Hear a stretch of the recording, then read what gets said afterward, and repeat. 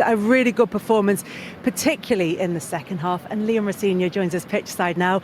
Liam, 3 months into your time at Chelsea, you're taking them to Wembley in an FA Cup semi-final. Yeah, it's great. That's why you come to this club. You want to win trophies, you want to be in big games, and I was really happy with the players' application. Their attitude was top in the game, and we scored 7 goals, and that comes from a real energy and intensity about us, which I enjoyed, and we need to keep that going. It was such a strong selection, the starting 11 for this game. So how pleased were you with the performance that they put in? Yeah, I think it's not just the in possession. Cole made him captain. If you watch the game, he's tracking back. João Pedro sprinting across the pitch. Pedro Neto's tracking back into his box. They were all the things that you have to go back to after you have a difficult run of form. And I was delighted with the application of every player that set foot on the pitch, really. And yeah, now we're in the semi-final. We have a big game next week against City. Liam, what did you say to them half-time? Because in the first half, yes, you scored 3 goals. The intensity was not as sharp as the second half, but second half when they came out, they were really sharp. No, and I thought the subs all made an impact as well. I said play like it's 0-0. We have to be perfect no matter what the score is. We have to get in a habit of being perfect in every moment of the game, and yeah, I thought the players were outstanding in terms of carrying that out, and that has to continue. I've got to ask you quickly about Estêvão. I've seen him live 3 times, and he just keeps. The one thing we did say that he looked much more dangerous on the right side than on the left. You know, that cutting in. Yeah. But when you watch him in train, what's the ceiling? There's no ceiling for him. We've missed him. He's been injured for pretty much 6 weeks in terms of his hamstring, which was a real tough one for us to take. But he comes in, he just plays, he enjoys playing football, he wants to get on the ball. Wherever he is on the pitch, he's a threat, and he's going to be a real plus for us going into the running. Liam, just one last one before we let you go. It's been noisy at Chelsea in your time in charge and even beforehand. This week particularly so, with remarks made by players that you've dealt with and you've spoken about before the game. So how welcome was this win today to come back and start playing football, talking about football and winning matches? Football is about football. Football is about on the pitch. This is a huge football club with a lot of scrutiny, a lot of people writing a lot of things. But I thought the players in terms of application showed what we're about today. We had a really difficult 10 days, but the way we've come through that, I think as a group we've spoken a lot about what we can do, and it's a really good first step for the running. Congratulations on the win today. Good luck at Wembley. Liam, thanks so much for coming out to talk to us. Yeah, Thank you. Night. Thank you. Thank you. Cheers, Dan. Thank you. Thanks, Liam. Hang on. Then what he is feeling now? Jimmy, what does this do for Chelsea, this victory, this trip to Wembley, given that it comes off the back of a period of time in which Enzo has said that he wants to go and live in Madrid, as we covered earlier, without explicitly I want to live saying in Madrid he wants too. to play. It's nice weather. You could if you wanted. But the implication being that he wanted to go and play at Real Madrid, which he said is not what he said. He's not going to be playing in a couple of games for them. You've also got Marc Cucurella coming out criticising the fact that they don't have enough established players in the side, and the ones that are there are frustrated by this transfer policy of bringing young players in. So you've got that on one hand. Then he criticised the appointment or the change of manager. Plus you've got the club off the pitch announcing record losses, and yet at the end of all of that they're off to Wembley. Yeah, look, they're in a semi-final, and end of the day, that was the aim. That is the most important. Yes, Enzo has said what he has said. They've dealt with it. Rightly or wrongly, they've dealt with it. As a club, they feel that's what we need to do, and that's what we're going to do. But then still, there is business to be done, and they've done the business. They have put themselves in the semi-final. This club is about winning trophies.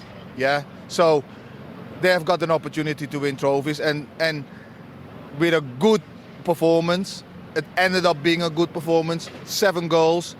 Let's forget about the other rest, and now it's business again for the next game.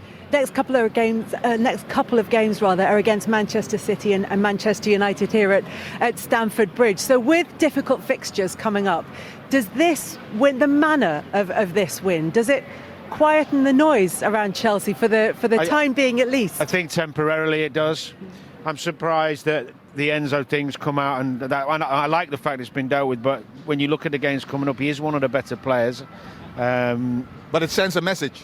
It sends a good message, but the irony is with the Enzo and the Cucurella stuff is that they're kind of eluding or maybe they're edging towards getting away.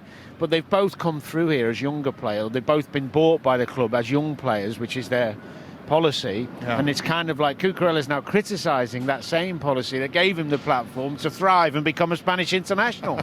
Self-indulgent. It is an interesting situation because he's saying that the more established players, and I think he's 27, are starting to become frustrated with that policy. But isn't he one of the senior players that he's asking to be brought into the club? Yeah, he is. Look, players are going to be players. Players are going to feel that emotion at times, especially when you're not winning. The thing is, they've gone to their national team, and then there are different kind of journalists asking different kind of questions.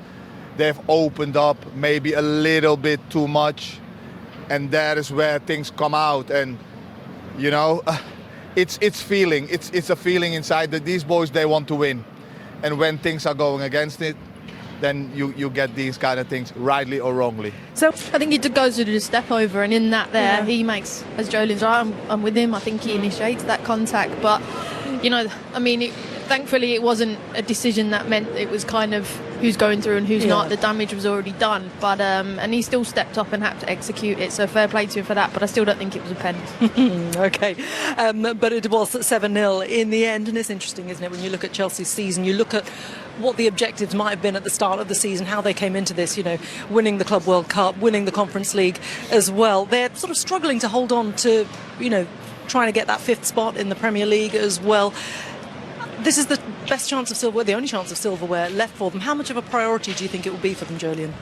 I think it would be a priority. I don't think it's a top one. I don't know, obviously, but I'm sure they would prefer to be in the Champions League than to solely win the FA Cup and not be in it. So, yeah, I think it's of importance. Again, there's a lot of important games coming up there, the two, especially against Manchester clubs. I think they're huge. I think they define the season, and then if they can go on top of qualifying for the Champions League and win the FA Cup, I think it's a successful season, and especially for Liam coming in so late. But I think if they could choose now, I think they would choose Champions League. Do you agree with that? Given that, you know, this is a club, you know, with such a rich history of winning silverware as well, Karen. I think the hierarchy would obviously say we want Champions League purely from the revenue perspective, but obviously this is a football club that I know well that demands trophies, and they're used to that, and I think the fans deserve that. So they're already at Wembley, they're 2 games away from lifting it and winning it, so it absolutely should be a priority, but maybe in terms of revenue and financials, the Champions League is more lucrative. But I think now the talking has to kind of stop. We don't need to hear all noises coming from Chelsea from the wrong kind of comments. It needs to be about the football pitch now and them doing their business, and today they absolutely did that, but it's got to continue both in the Premier League to try and get that Champions League, and obviously to progress to the FA Cup final now. Yeah, and that's the thing, because we're going to look at their fixtures actually coming up, and Manchester City is next and Manchester United follows, and it's so important to just keep up momentum. Of course there's levels, and you know, you're looking at, you know, they're playing the team that are at the bottom of League One at the moment, facing relegation to League Two, and of course then they face Manchester City in the next game. So what Liam Rosenior has to do is keep the feel-good factor, but to keep his players excited about building something together as well.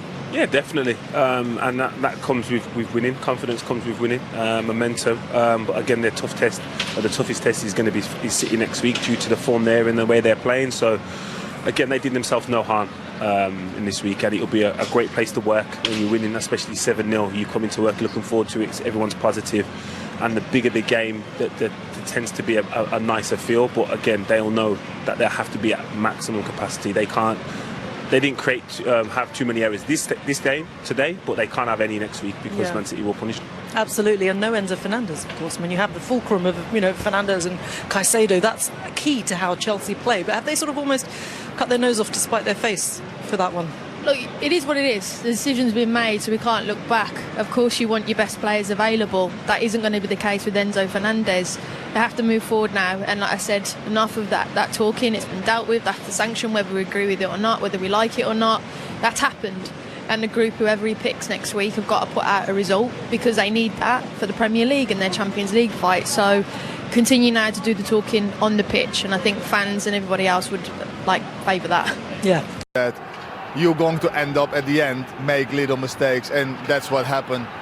The I've got to say though, Jimmy did make a great point, and I agreed with him on it. Garnacho took the penalty, but Delap, he's a goal scorer. He's a forward. We were. Well, why isn't he taking it? You were saying that. Weren't you? Delap is having not a lot of luck in front of the goal at the moment. You don't believe in luck.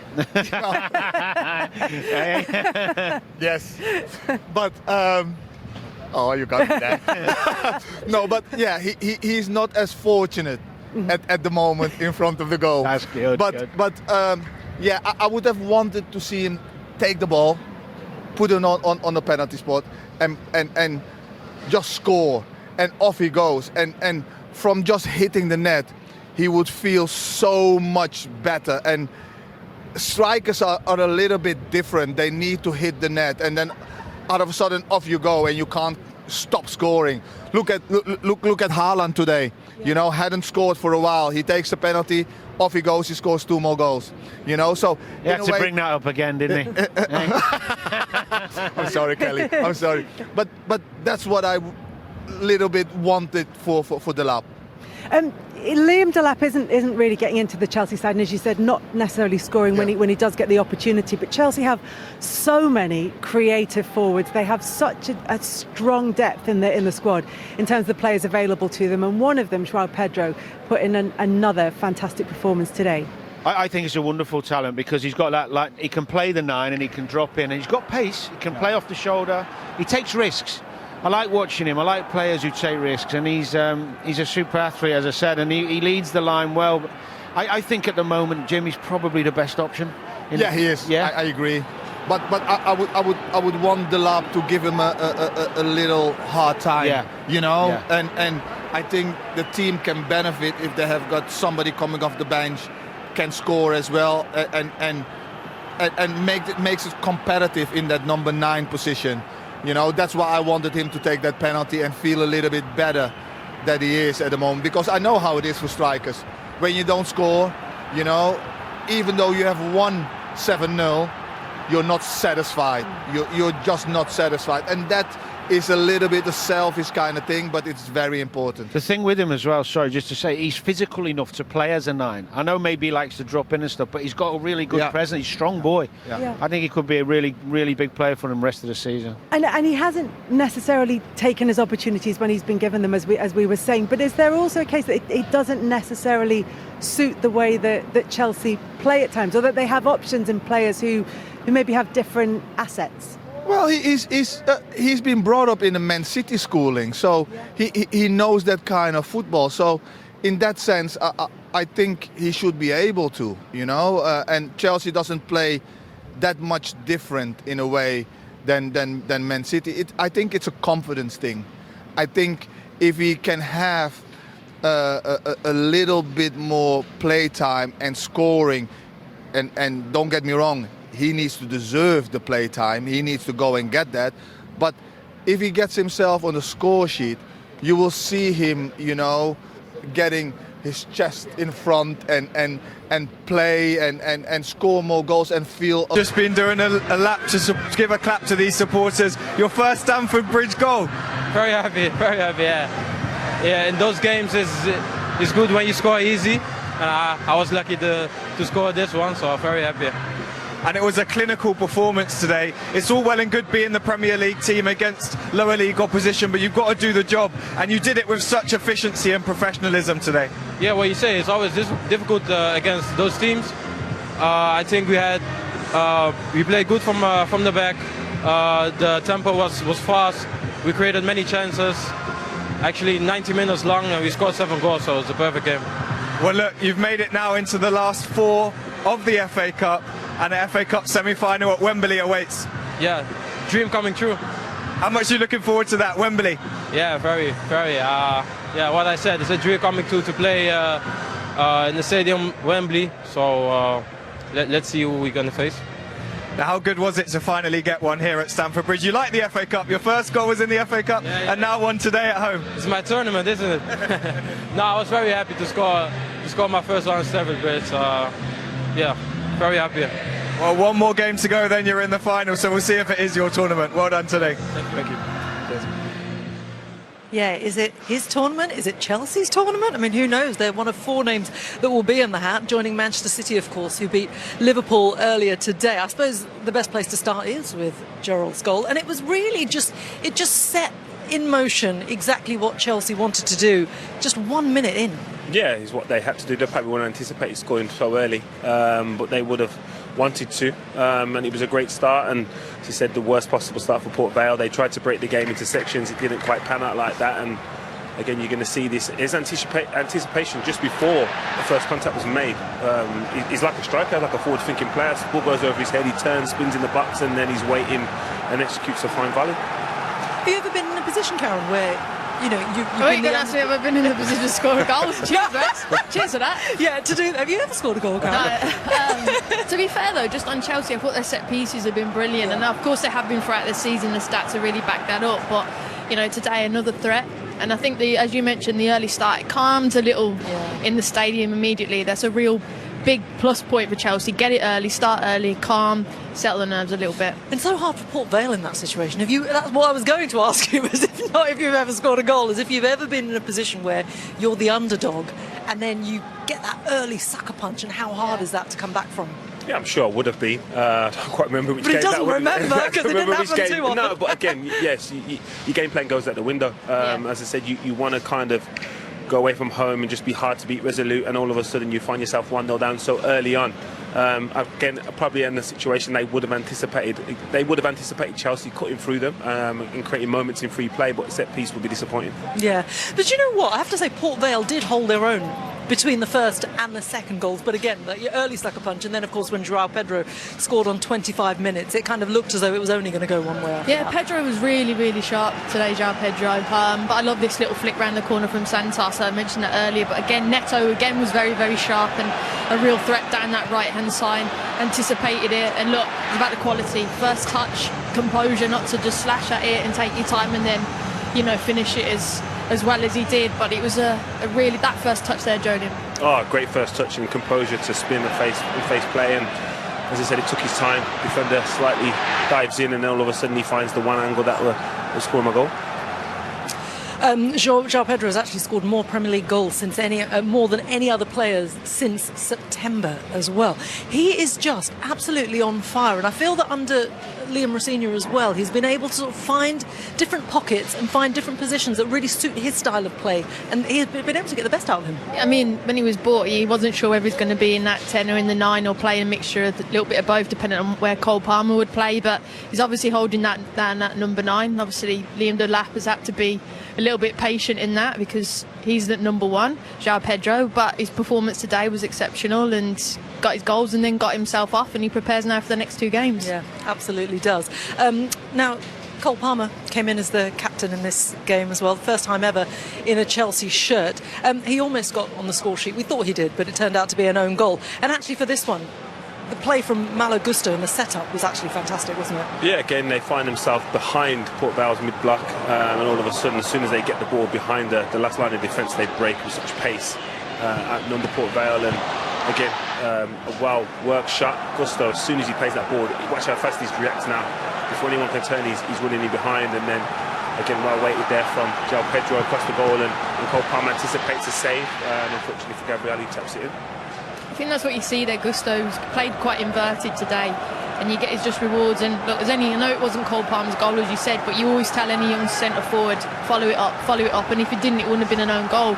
So credit to him, and I thought Cole's played a mature performance tonight, and again, after the international break, it was nice to see him out there, get that moment as captain, and then do the job well. Yeah, absolutely, full responsibility on his shoulders. That's how it finished at half-time, 3-0. Didn't take long, though, for Chelsea to get back into it. 57 minutes, Tosin Adenbrooke. Yeah, and I just said to him then after the game, he probably should score more goals with his aerial dominance. And again, it's a well-worked, patient build-up. Great ball in the box and well read. Adjusted to the flight of the ball straight away. And Glenn touched on it in commentary about Drogba-esque, and it is I've experienced that. Just putting on the back here and Sam climbing all over you. So it's a great cross and great executed header. What did he say to you when you said that to him? Yeah. No, he said, yeah, I agree. Again, his presence, he's very dominant defensively, so it's just transferring that into attacking areas. Yeah, absolutely. It's a side of his game. It'll be interesting to see if he does work on it more. Again, the next goal came, Andre Santos. This was 5-0. It's probably about as easy as it will get, this one. Well, look, I mean, it might be, but I still absolutely rave about this player. I think his quality. And again, we mentioned about set piece and delivery. The deliveries have been superb for Chelsea, and not just in this game, throughout the whole season, actually. And you're right, not picking him up round the back post. He's unopposed. I think the goalkeeper again, and there's how many people swarmed around him, doesn't compete. And look, there he is. Like I said, I think he's a top player. I really like him in that centre midfield. He's composed, he's brave, he gets on the ball. And again, for all these midfielders, as you said, Jolie, not only defenders, get on the score sheet a little bit more, and that was a good one. Yeah, it really was. Okay, 6-0, Estêvão, and a deserved one as well, because he was the player of the match. And this followed a lengthy check as well. Was there ever any doubt that this one would be given, Jolie? Well, initially I thought no, but then seeing how close it was, I guess I understand why they're checking it. But again, well worked, close in breaking the lines, and Gustavo then making a run with Garnacho. He probably should have finished, and probably disappointed he didn't finish it himself. But again, as Karen said, strikers follow it up. You never know what's going to happen, and all of a sudden he slows down his run. So he's slightly intelligent from him to slow his run down, because another yard he's offside for an empty goal. And this is the thing, it's the intelligence that he uses, and it's exactly what he does. As every time he comes onto the pitch, it's just exactly what the Chelsea fans want to see. He lights this place up. Yeah, you get on the edge of your seat with Estêvão, because he's positive, he takes people on, and you see the manager on the side telling him to do that. He doesn't want him to be boring. Take someone on, be positive. And he's a young player that I mentioned at the start of the show. I think he's going to be an absolute little superstar and keep growing and growing. Yeah, exciting to see where it could go with him. What about the 7-0 then, the final nail in the coffin? This was in injury time. Garnacho with the penalty. What about the incident? What about the penalty? Yeah, I thought this was slightly harsh, to be honest. I agree with Glenn. I think Garnacho, there is contact, 100% contact, but I think he initiates it, and I'm not sure this gets given if the game is of a higher magnitude. I think if this is the semi-finals versus Arsenal and it's 0-0 last minute, I'm not sure he gets given that penalty. I think that the referee might award it, but I think VAR checked that and we've seen that.